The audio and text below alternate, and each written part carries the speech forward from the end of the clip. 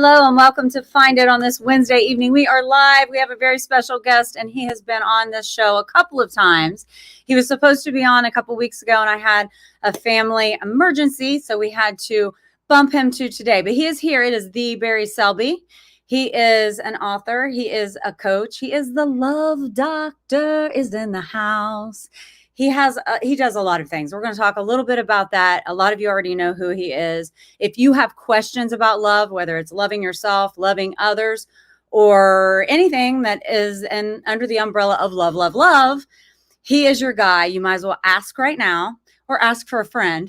You know, I'm asking for a friend. Okay. You can do that too. We know.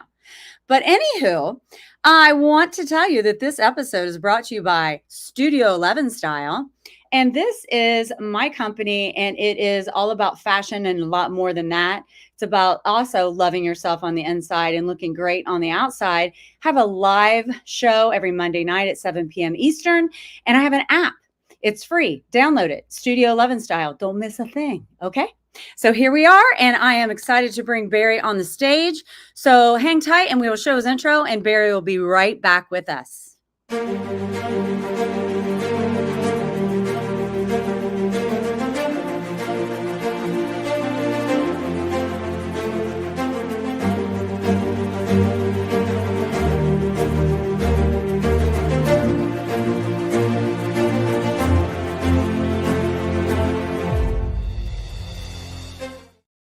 Oh, we already have people. Oh, look, Christopher Roush, how you doing? We love you too.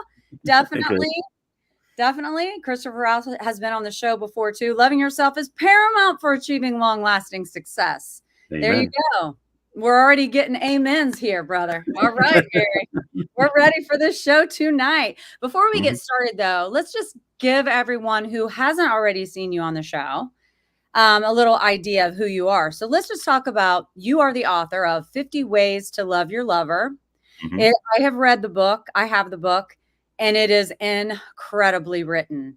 I love it, and I appreciate the style in which you had wrote this book.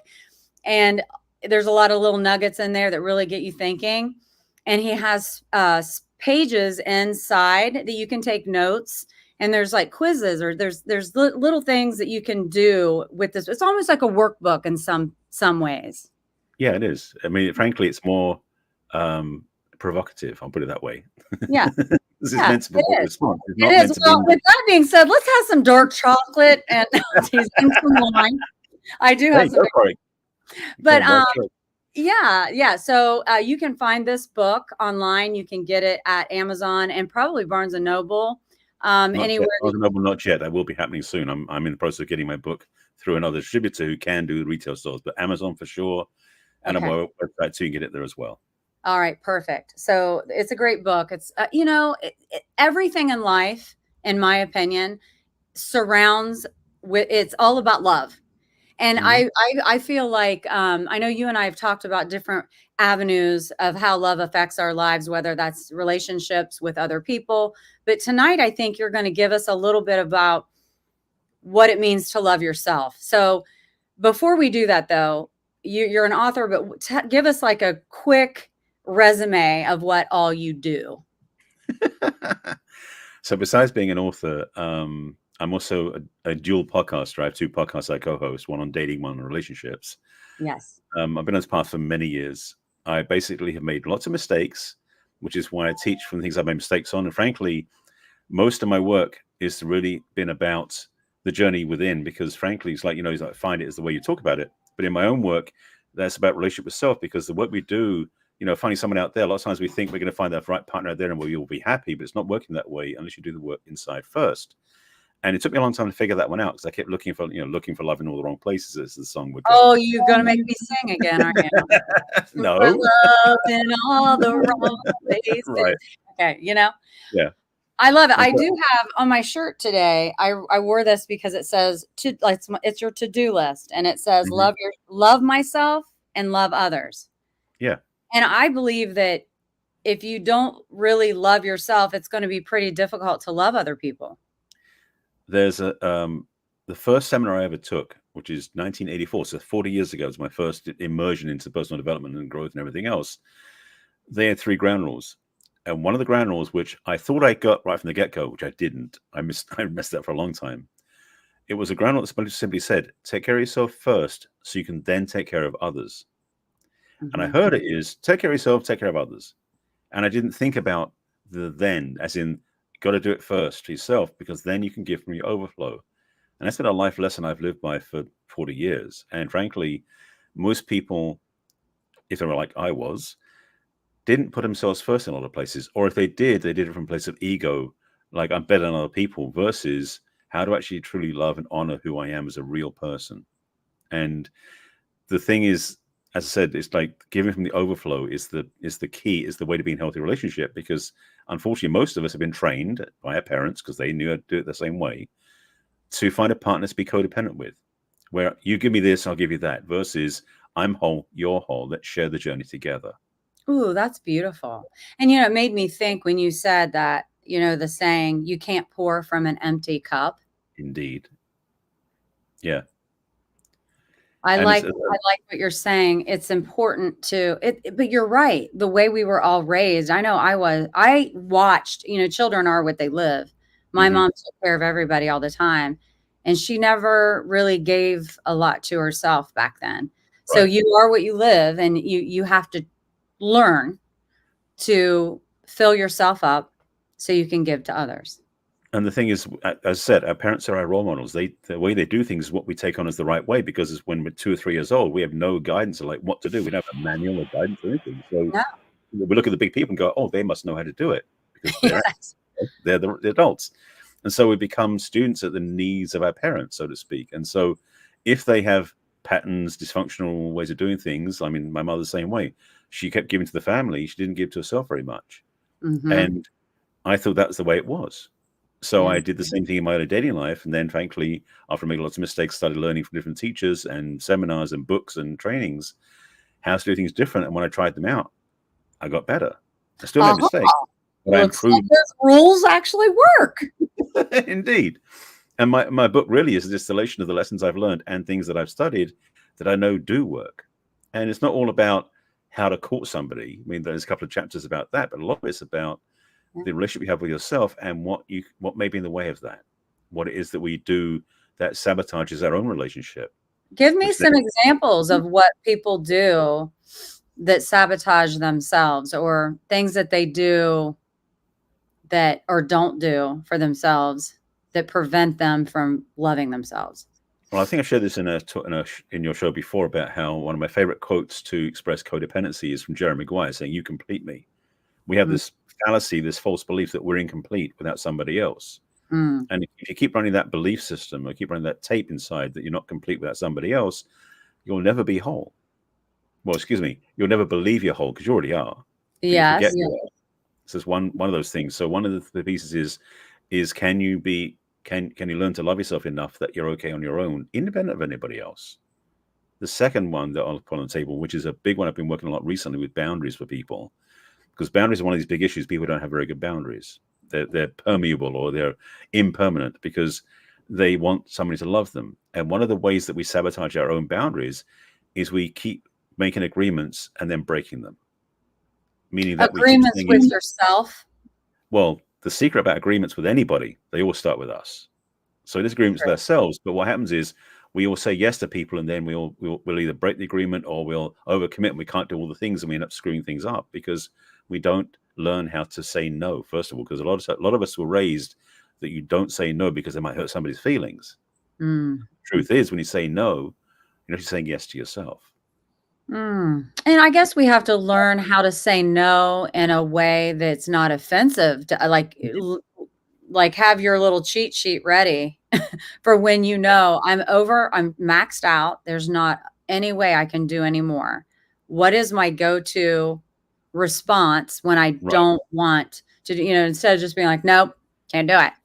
Like why? Well, I'm well, maxed out and I so appreciate you asking this, but I just not right now. well, the Whatever. thing is, as they say, no is a complete sentence. Is you can just say no, obviously not in a vitriolic or upset way, but you can say, you know what, it's not going to work. Or you simply say, I'd love to come and help you, but I'm already booked, or I'd love to do this, but I'm already committed to something else, and let's reschedule for 2 or 3 weeks from now. You can always renegotiate and challenge it with agreement Sure. keeping. And I learned this from David Allen, who wrote Getting Things Done. He talks about this in his work as well. He said one of the things he learned this is back in before we had smartphones, when we had day planners. He said the reason why he writes things down, not to remember them, he writes things down to forget them. Because the more you keep your agreements documented, then the more space you have inside to think about other things. So you're not worrying about what did I say yesterday? Why? That is so true. I like to write things down. That way it alleviates me having to remember. I can always refer back to my writing, and then I can let that go. It's like I write it, now I can let it go. I don't have to keep it up here and keep reminding myself I have to do something. That's good. That's really good. Well, that's the thing that's so wonderful, is that when we start recognizing that simple actions like writing things down or put them in your calendar, I do the same thing because my phone is my calendar. So I make notes to myself to do things, and then it'll just ding and remind me, oh, I got to do that now. And so it's like having your own personal assistant in a way. I mean, that's what phones used to be. They used to be PDAs, personal digital assistants. That's what the Blackberries were and the Palm Pilots. That's what smartphones do now. So if we use them as that resource versus a distraction to go on social media and stuff, which we can get to a little bit later, we use them as a device to support our activities and the way we live our lives, then all our relationships can get up-leveled because we treat them with respect. That's so true. And so when we're sitting here talking about alleviating the workload and writing it down, this is a form of self-love. Yeah, absolutely. It's that level. It is, because you're building trust with yourself, because you, first of all, when you say you'll do something, you keep your word. And that's wonderful. That's one thing that when I decided to write my book, I said I was going to do it. And then when I said it out loud, I said it to myself, I'm like, well, now I really need to do this, because I always want to be able to trust myself. And so I did. And, it felt really good. Like in this world, when you feel like you might not be able to trust people, you at least can trust yourself, that when you say it, you can back it up and do it. But that's the key, is that by keeping agreements or saying no, so you don't make too many agreements, or you renegotiate when you can't do what you said you're going to do, your trust increases in yourself, and so other people trust you more too, because they value your word as being real. True. That's the key. So and talking about boundaries earlier, self-trust is one of the core elements to create healthy boundaries, because we don't trust ourselves, our boundaries become wobbly. Well, that's one of the things I have written down, because I know that you've really been for years, you've been on a path of self-love.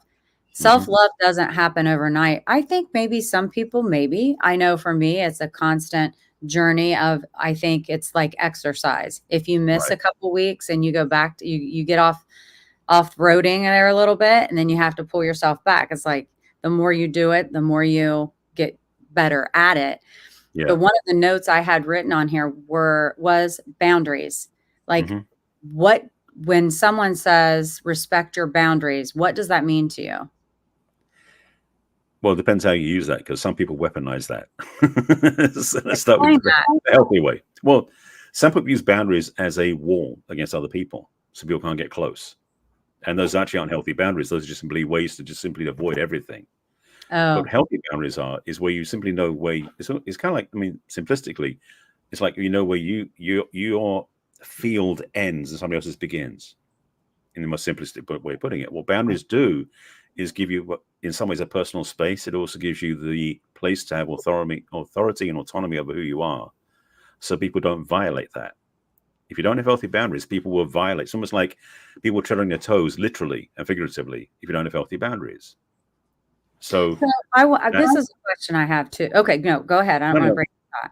That's okay. When boundary it's almost like I can think in my head right now. Oh, my dog just fell. I can think in my head right now. There are people who, and it may have been me before, I feel like I create more of a space for myself where I can say, just like saying no. That's also, in a way, creating a boundary where you're not going to overextend yourself if it's going to break your back. So learning to say no is a kind of a boundary, so to speak. But I can think of people in my head right now that won't say no or won't defend themselves in the moment, not meaning be confrontational, but actually taking a stand for themselves. And I think to myself, wow, that's sort of like you're crossing a boundary and walking on someone. I don't, I wouldn't do that to someone. So first of Right. all, but then the Hmm. person who is allowing it, at some point, you're going to have to not let that happen. And This is the thing, yeah, because the other thing is also if you've been in a family or dynamic where you were abused or in a relationship where you were not respected, your boundaries would have probably been trodden on. Again, they become porous, they become ineffective. And so it takes time to build those back up. It's not the good news of the boundaries, they are renewable and you can reset them and you can rebuild them. But it's not, again, like the thing with self love, it's not usually an instant fix, it's practice. So your agreement keeping, for example, is one of the pieces. Is you start making agreements that you do start keeping. You still make mistakes and you may overcommit and you may have to renegotiate, but you're conscious now that, oh, yeah, I make an agreement, let me keep it or let me change it rather than just ignore it. And have so you you start ever had building. to, could you give us an example from your own life where uh, your boundary wasn't set and you realized during your journey of self love that you Uh, had to set a boundary and you did it, and how? just one. Yeah, just one that you could do. Yeah. Well, that's Well, good. That's good in to know. in the relationship space, actually, no. Let me use a different one. For example, um, I definitely got overused in some of my volunteer activities where I didn't because I was so wanted to give and serve because I love what I was doing. I kept saying yes and yes and yes, unaware that I was not taking care of myself, and so I Mm, drained that energy and I got upset. And what happened is one of my bad side effects is when I get stressed too far because I don't take care of myself, I start to get upset. And oftentimes it's internal, but sometimes I become short with the people. okay. And so I'm getting, and this is going practice over years of getting it better and better. Is I get better at now stopping myself before I say anything I regret, so that I can then get back to taking care of myself. Because the thing is, it's the domino effect. I didn't take care of myself, so I got upset, and so I started saying negative things. It's almost like a sequence. Mm-hmm. Catching myself early is one of the keys. And what I had to do was say no to certain things and have a better boundary. Like one thing, I used to run at my spiritual sense. I used to run one of the ministries, but the way I was treated didn't match the role I had by the people who are the actual staff members. I was a volunteer, and I felt that that was not there was a grinding point because I was doing what I thought was giving, and I was disrespected for it. So I Hmm. simply said, you know what, the only way that I can make this work is to walk away from it. As much as it hurt the structure, I said, for my own self care and to keep my boundaries healthy, I'd say, you know what, this isn't working. And I did it very cleanly. That was the thing because it could have been really messy. Okay. But what, Hi, Bob. when you walked away from Mm. that, did you ever have any regret from walking away? There was a part of me that missed the positive side. And in fact, the funny thing is, coming back years later, I'm now doing the part I love without the responsibility that didn't work. Oh, So nice. 'cause I've been on the same spiritual center for 30 years since '94. So I haven't left there, but I changed roles, and now I find myself in a way that I can do it. That it was within the agreements I have with myself, Okay. so I can do it without overdoing it. And so this was a process for you. Mhm. With practicing the boundaries and being able to say no and walking away from things that didn't serve you, that wasn't healthy for you. Yeah, During that journey, there were times where you faltered, you would blow up or be snarky or whatever you just did. And then indeed. but with practice, you would find you'd realize that you were starting to get heated and you consciously say, "Uh-oh, I need to back away so I don't say something Right. I would regret." Yeah. That's really good self-control, and that does take practice. Well, that's the thing is, it's kind of like the idea that when we have a pattern that we want to change, it's kind of like I've told this many times in my work. Awareness is the first step. So we may Right. not fix anything, but we're going, oh, I'm doing that again. And so the Mhm. quick things, what happens is when you start noticing you're going down that road, you take one step less down the road than you did before. And it could be incremental. It could be step less, more and more until you get to the point where you don't go down a negative path anymore. So it What isn't about you did it like you became aware you did it wrong, and you did it wrong again, and you curse yourself out, make it even worse. Like, no, can you just make improvements step by step by step? And yes, it is a process. Right, and what about the people, and I don't know if you've ever done this before, but what about the people who continuously beat themselves up, that they're so critical of themselves? it's like, I didn't do this good enough. I don't look good enough. I should have done this. What advice would you give? And I know you have a lot of clients and you see a lot of people, and I'm sure you've come across some people in your work like this. What type of advice would you give someone that's just super duper hard on themselves? The easy answer, to quote Bob Newhart, stop it.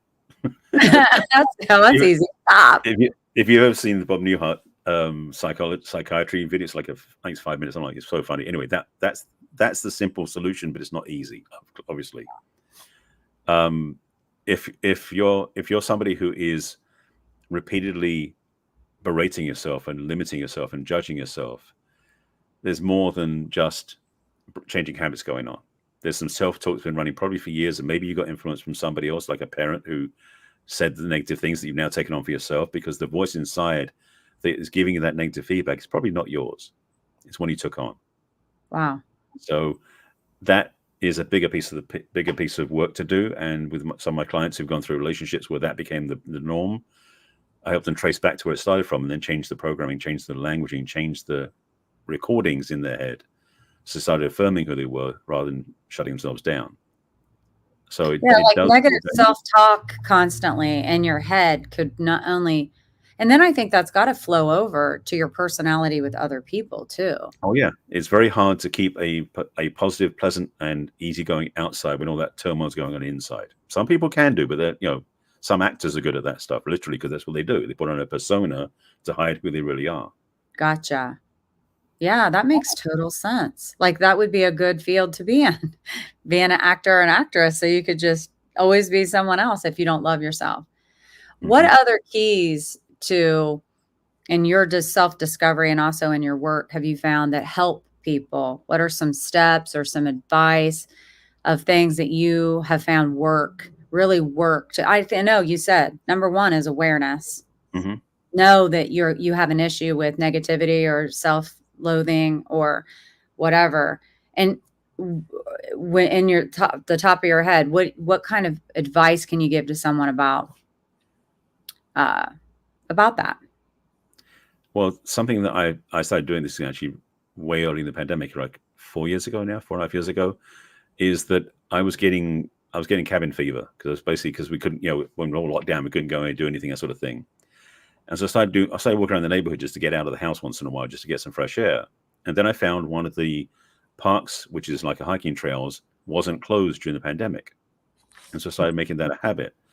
And this is what I'm getting to in a second, is that I started going out every single day. And I've done this now for over 4 years.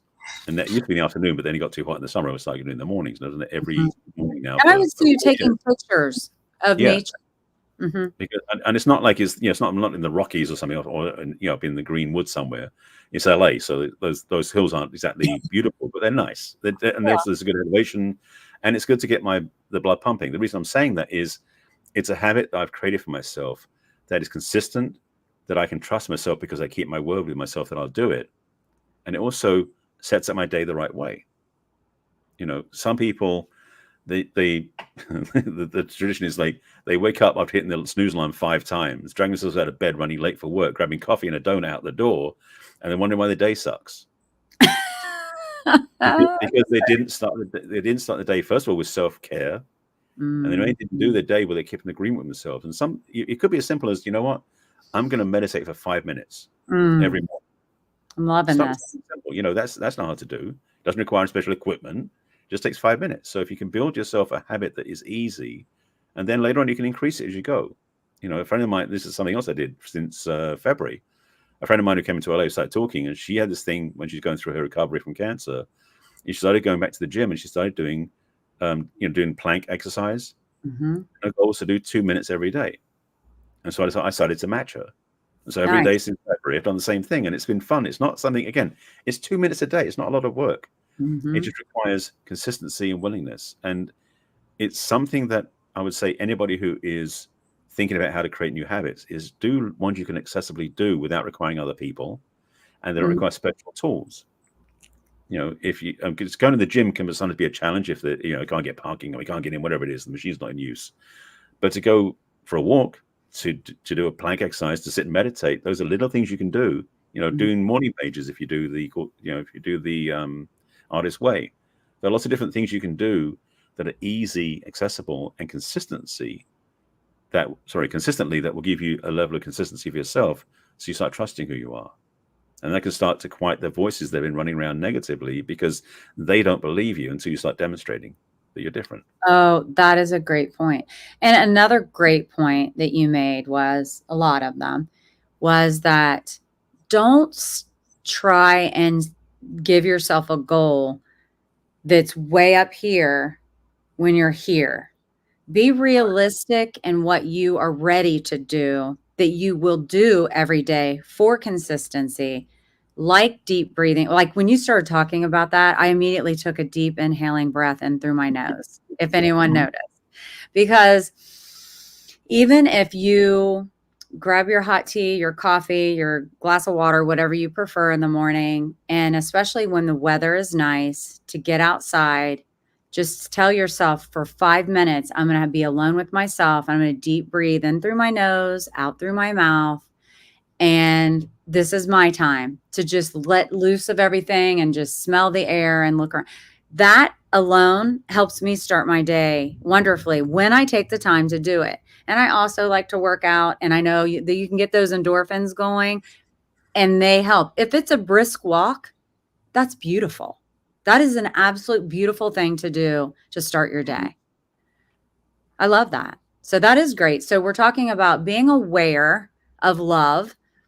And I think it's funny too, Barry, because anytime I think the first thing you think of when you think of love, it's like romantic. It's the love that you in a partnership, and it's the being a hopeless romantic, like all the stuff and the newness of dating and all of that. But really, and what you're shining some light on tonight is love yourself first so you can really be a whole person to love another whole person. And then that's magic. Yeah, the way I did it visually, because I talk about, Jerry Maguire, you complete me that mindset of, when I find the other person, I'll feel whole. Because most people's idea of relationship is like face to face, nose to nose. Yeah. And the problem is, you do that, you can't see where you're going because you can't see past the other person. Oh, that's a good visual. So it can be very fun and very sexy and very joyful for the first month, 2 months, 3 months. But after a while, you're going to like, I can't see the scenery. I don't know what's going on. Yeah. But if you're two in a relationship, you're sitting side by side, facing the same direction, you're connected, but you're also walking as a team or as a partnership. And that's where growth can happen. Yeah. And that's what I'm clear about, and why I've not chosen to be in a relationship for quite a while, because I haven't found anybody who wants to do that level of self-supportive and additive relationship. When you're standing side by side, looking out toward your future together, that's when you can grow. If you're and the other thing is, if you're looking at one another for wholeness, that's going to end up in disaster at the end of the day, because one person, like we've talked about this before, you taught me about one person growing and the other one staying in the same place. And that's where a lot of long-term relationships go south, because you want to grow together. So you got to face outward and be a team for your future. That's amazing, Barry. I love that. So we've got awareness. We've got creating, starting your morning to create a good day with self-care, which could be waking up, not hitting the snooze button constantly. Just go ahead and rip that Band-Aid up and get up, get out of bed, and go deep breathe, go take a brisk walk, something that's manageable, that it's not unrealistic and you can continue to do it, And you benefit from it as well. Yes, definitely. So those are great tips for sure. So what about when you're helping couples therapy? And I'm fairly certain you can tell pretty quickly if one or both are not whole people and they're fighting amongst themselves with one another because they're looking for each other to complete them. They're looking for validation. Yeah. Yes. So, I mean, in that relationship, so now I'm bouncing out of it is self-love still, but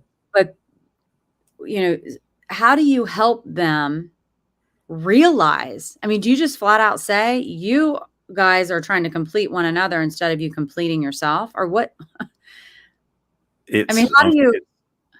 It depends on the relationship I have with the couple. You know, it depends on how Okay. blunt I can be with them. I don't from the first session do that.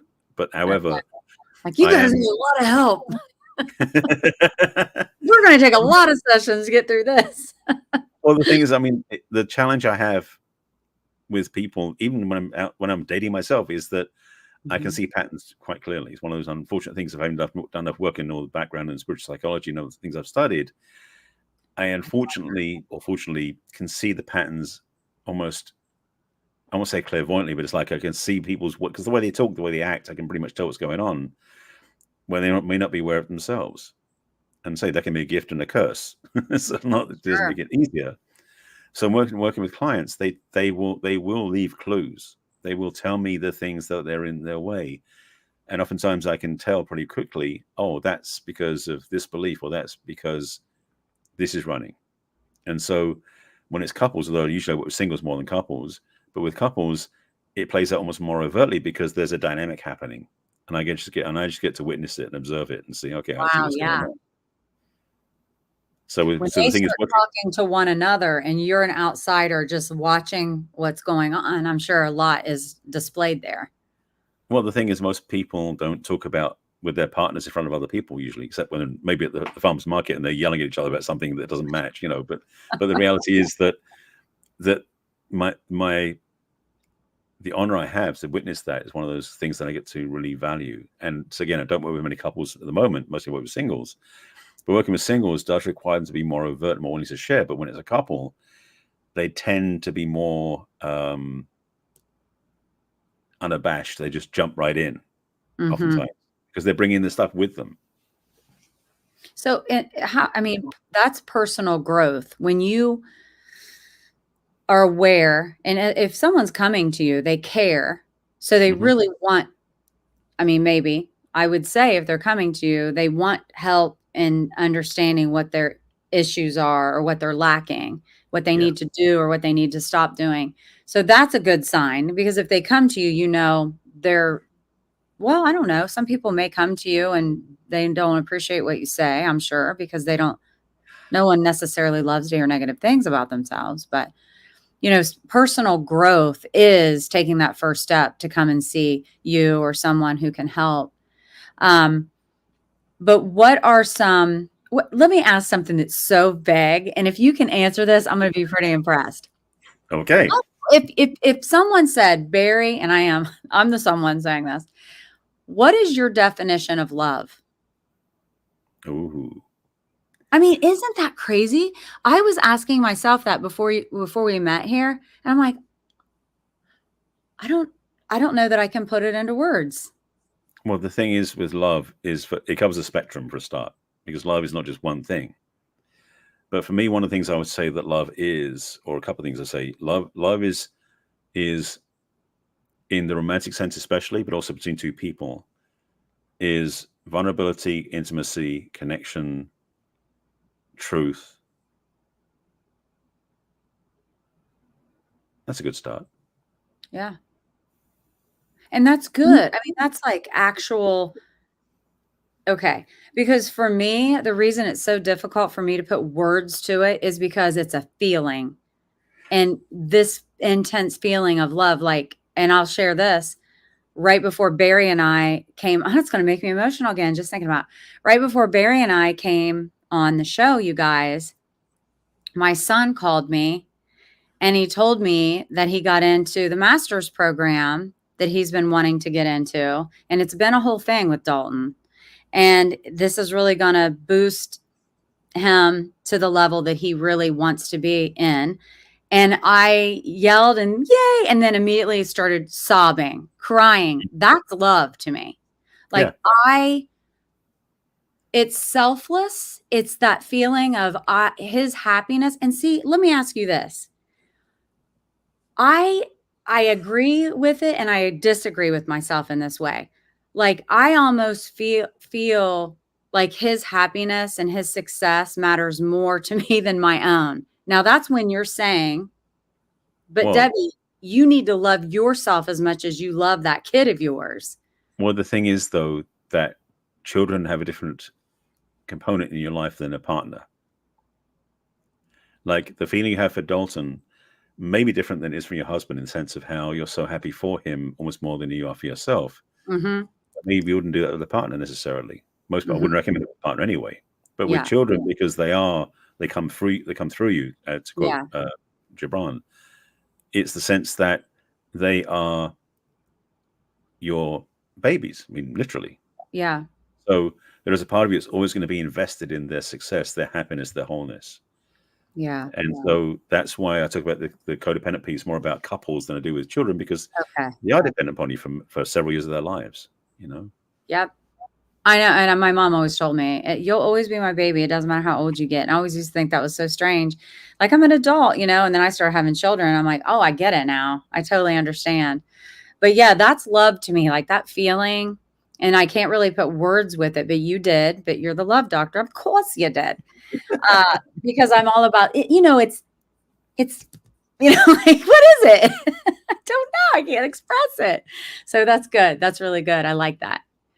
I want to, if you don't mind sharing a little bit more about, I mean, I love that you're so vulnerable with us, Barry, and you've said you've made a lot of mistakes and you're single because of these reasons. Um, could you share anything additional? Like, could you just pour all out everything? Now, what are some of the mistakes that you made that maybe we can help other people not make? The reason that I really do the work I do, and what pushed me, prodded me, ejected me into this path, was a relationship I had that ended in 2006, which was the last long-term relationship I was in. So it's Okay. been 18 years. But and the funny thing Wow, is, I haven't Barry, seen that must have broken your heart. it did, but also she was blatant enough, but also I'm grateful enough that she told me the truth that she saw, that gave me enough of an impetus and scared me out of my complacency. So I took some action. Because I've been on this personal development field work since 1984. So even though at that point I had quite a lot of things under my belt, really skillful, I still messed up my relationship. And Wow, I love this because this just goes to show that we can be wise, we can be knowledgeable, we can be, you have a lot of degrees, you have a lot of experience, but in your own life and in here, there were things that you messed up on, let's just be real, like you're saying, and you learned through a failed relationship what a book could not teach you. no, well, in fact, yes, that's true. And no, there was more to the picture, because the thing was, and the way I describe it is because up to that point, all the work I've done, and I was raised in a family from England, stoic, Jewish reserved family. My dad was very much the closed off, um, somewhat an emotional leader of the family. And I was firstborn, so I looked at his model of being a man.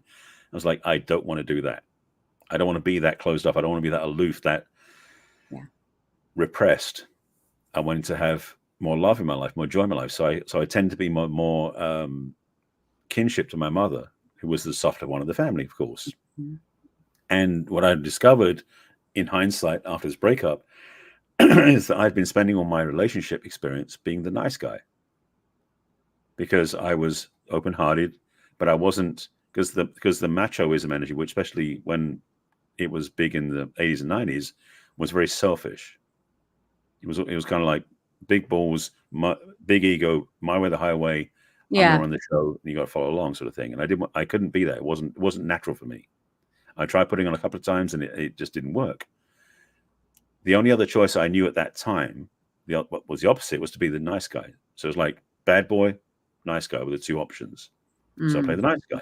So I had a lot of women who loved me as a friend, of course, but when I Yeah. was in a relationship, that relationship and a couple before that, they were attracted to me because I was in leadership roles in volunteer place I volunteered, and so they were attracted to me, but I didn't maintain that leadership role in the relationship. Oh, okay. When I got into a relationship, basically I got lazy. I got Oh, complacent because I became the nice guy. Whatever they wanted, I mean, the sex was great. That was wonderful. However, I didn't need the relationship. okay. And That makes total sense to me. because the thing is, again, I saw the choice of being nice or being bad boy, and I couldn't do that leadership that was so disrespectful to my partner. And there's a balance, right? There's a balance we have to find between being nice and knowing when to take control and knowing when not to, that balance there. I guess with everything in life, it's balance. Well, the thing for me was that I didn't know there was a third option.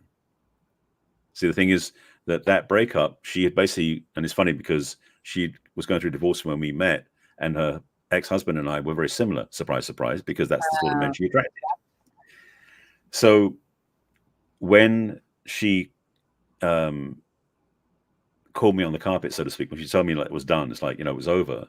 She basically lamented how I wasn't like the image she thought I was, which was basically like her grandfather, who was this macho cowboy type guy who was back in the South, many years ago. And she'd always wanted a man like that in her life, but none of the men she dated or I were like that. So I knew something was off for me.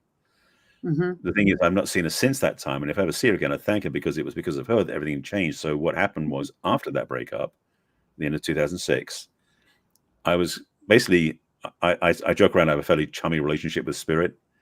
Yeah. It's like I have conversations that way. It's how my book started, frankly. It's how the book happened. Mm-hmm. But anyway, so I said, God, give me a clue, a sign. I'm missing something. What am I missing?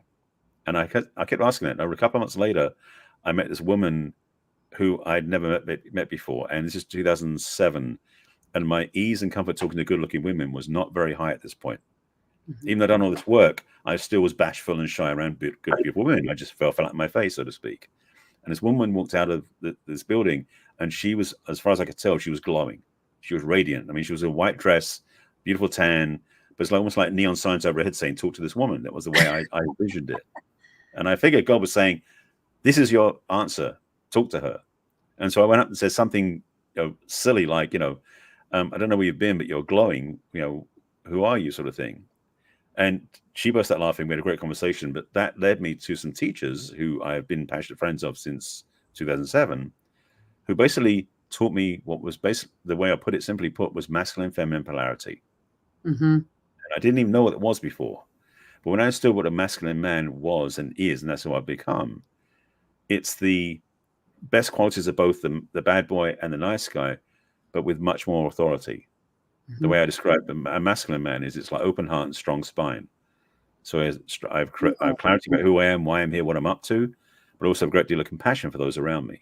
Yes, but it's not the nice guy. So it's not like it's not being a doormat. I have compassion, but also I have boundaries. I like it. And talk a little bit more about, because I enjoy this too. So every single man and woman have feminine and masculine, right? So yes. Explain that a little bit, because here's the other thing I thought. When you were growing up with a father who was closed off and like, I'm the provider of the family, I do this, but like emotionally distant that he was, mm-hmm. You knew you didn't want to be that because it didn't feel right to you, for one. And then you went a whole lot the other way. So during all this time, Barry, you were just finding yourself, and what it's almost like you went back to embracing and self-discovery who you always have been. Mm-hmm. But I want you to explain about masculine and feminine that we all have. And sometimes I'm in my masculine a lot, like I got to do that. So explain that a little bit. All right. So I'll put something on the table first, then I want to detour and come back to it.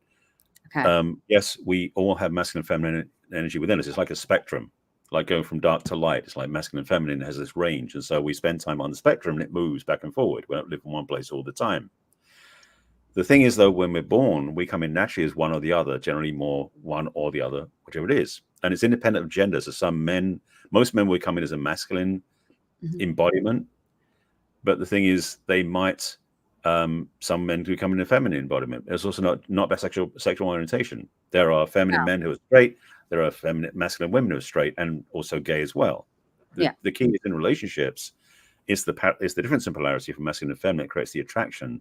Again, independent of gender. So a gay couple has to have masculine and feminine energy, same as a straight couple does. Yes. So just put that on the table. So when we're born, we have an authentic type that we are. But things happen in life. So, for example, if a girl is born in very feminine, but she goes out with brothers, she might put on a masculine shell around it to protect herself so she can be a tomboy. So she fits in with the boys, she can compete with them. And then when she gets into her teen years, she might discover that she's starting to find boys. So she puts on a feminine shell around it because she doesn't take it. Does she? Keeps building layers that becomes the flirtatious and start wearing frilly dresses and things like that. But then in college, because she wants to be safe, she puts on more of a masculine persona. And so they become on layer upon layer upon layer. And all of us do this, that we have these shells around ourselves that are basically protecting us, but also hiding our true nature. And if I want to say something to everyone listening, as he was talking about this, Barry was talking about this, I can think about times where I'm in my more feminine versus masculine energies. So you're right. Depending on where you are in a space and time of your life or situational, those energies come to the forefront. That's so true. So I think anybody listening can think, oh yeah, I do. I can definitely, I understand. You may not have understood what it actually was, but that's Right. the masculine, feminine energies. Yeah. Well, 2020 hindsight. Right. Exactly. Exactly. Well, so the thing was, in the journey of this work that I've been doing, I studied with quite a few teachers since then, with Warrior Sage out of Vancouver, with David Data, Alison Armstrong, John Gray, all these different teachers, to talk about the polarity of male and female, and masculine and feminine. When I discovered what masculinity was for me, and it was a game changer in the first time I experienced this, it was rediscovering that I could stand in my authority as a man without any fear, without any regret, without any judgment, because I had an open heart at the same time. Because I was raised the idea that men were so closed off and so aloof that they were almost punishing to other people, which is why I hated doing that. So when I discovered I could be in my manhood in a way that was healthy, aligned, and authentic, it was a game changer. And the thing was, when we did the first time I did this retreat with these great group of people, we would spend time in separate rooms, men in one room, women in the other, doing masculine, feminine practices, just to tune ourselves up, so to speak, to really connect to our deeper, authentic nature. And we come back in the room, we do more lecture, practice, dialogue, and everything else. The last break, we came back in the room, and we were standing. This, big was in one of these hotel ballrooms. There were probably about 100 of us all together, 50 men, 50 women. And what happened was, at the end, instead of sitting on the chairs facing the front, we were standing facing each other. So it was a line of men and women facing each other across the room. I remember standing there. It's one of the memories that never goes away.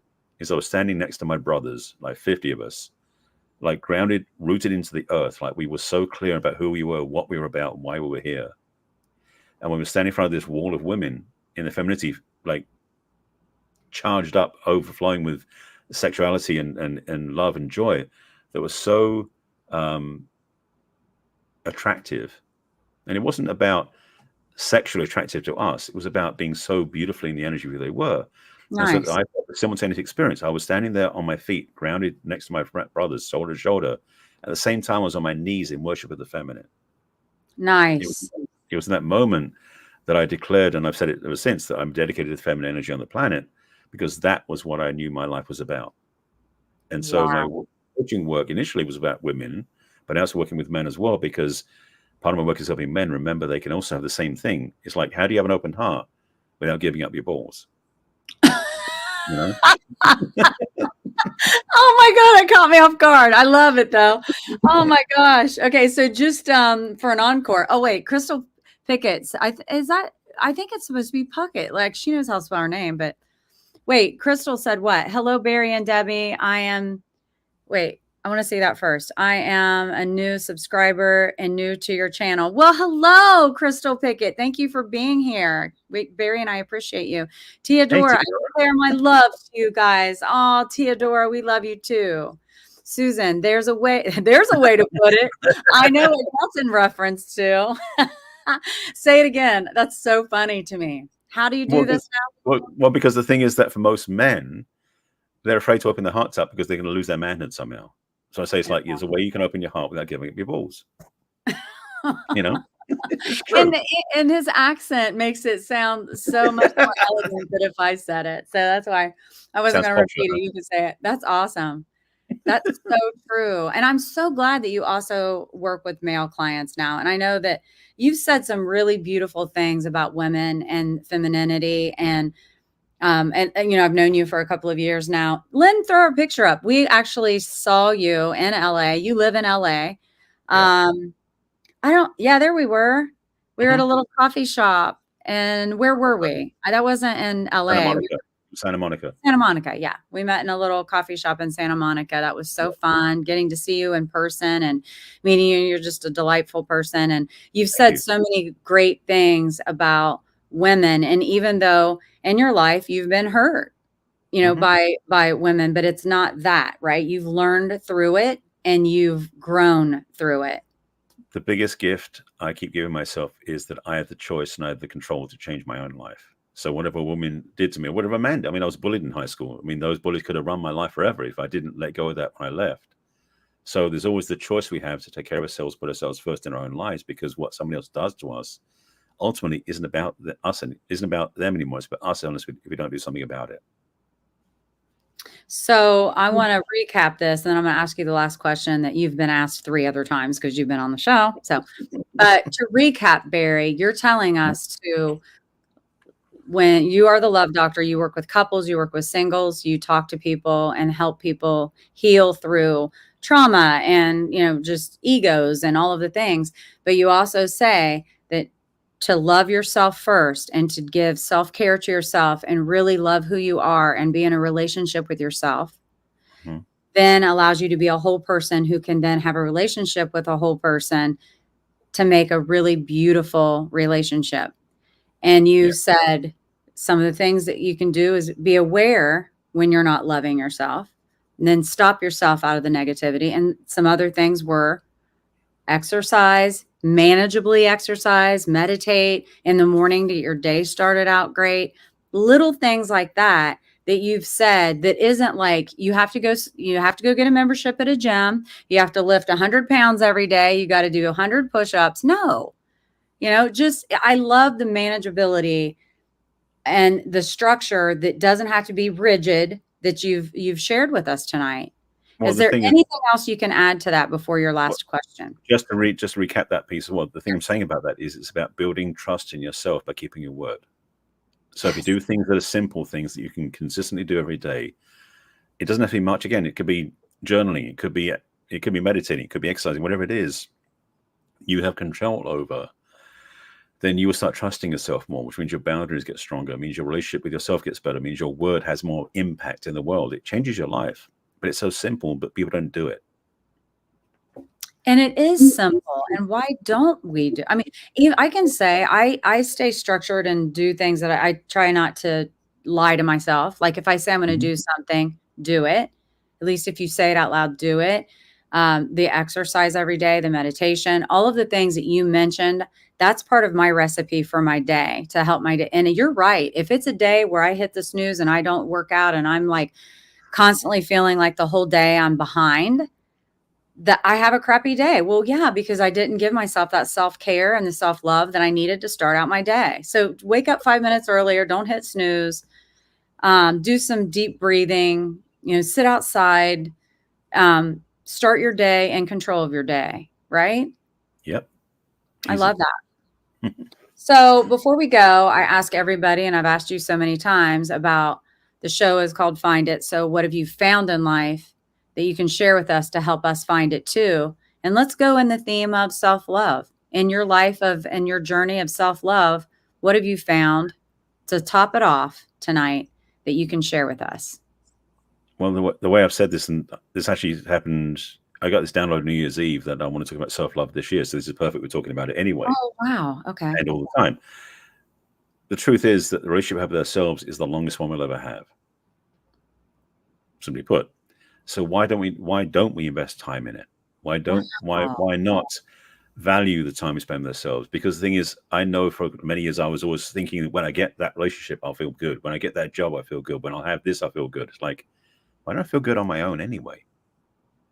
And so navigating through life where you put yourself first in yourself is how I've navigated life in a much healthier way. And again, all the work I've done, it was really the practice of it, living it and owning it for myself that helped me to become owning my own authority, being true to myself and have my own values so that I know that my word has impact. I know that my word has value.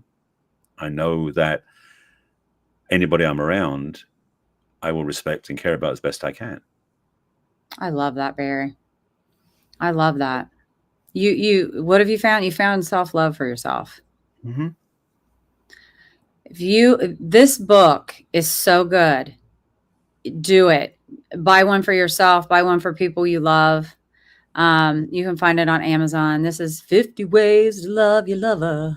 Right. That, With by the way, that quiz at the bottom, I want to mention that thing that's been put up a few times on there. The quiz that I have on my website, which basically is for those of you who are single, it's called a relationship readiness assessment. Basically, if you're single and you're not sure if you're ready for a relationship, or you think you are ready for a relationship, take the quiz first. It'll give you some things to think about, and it will also give you some scores afterwards too, so you'll know where you are and what's working for you. So check out the quiz. Wow. So the quiz, if you take it, it can help. It can give you some self-awareness of if you're even ready or not. Yeah, and it covers 4 different areas. I remember I use some Wizard of Oz archetypes in it. So it's kind of fun stuff in there as well. Yeah. But basically, you ask the questions. It take you like 10 minutes, and you'll get some good Oh, feedback. good. So it's like a 10 minutes or less. You get this, and you get it. Oh, I love that. So all you need to do is find that on his website. And just a little reminder that this episode is brought to you by Studio 11 Style. Get the free app. See me on Monday nights. I would love to have you there. It's a lot of fun. And so with that, Barry, I appreciate you, and I have such respect for you. I want you to know that. I hope you feel it from me. And I'm so grateful that you have come on the show again to grace the screen and give all this wonderful information. It's been a great, very enlightening show. So I appreciate you. And with that, we are going to go, y'all. And I hope to see you next Wednesday night at 8 p.m. And take care, everybody. And we'll see you next time. Bye. Thank you. Thank you. That floats around me, keeping me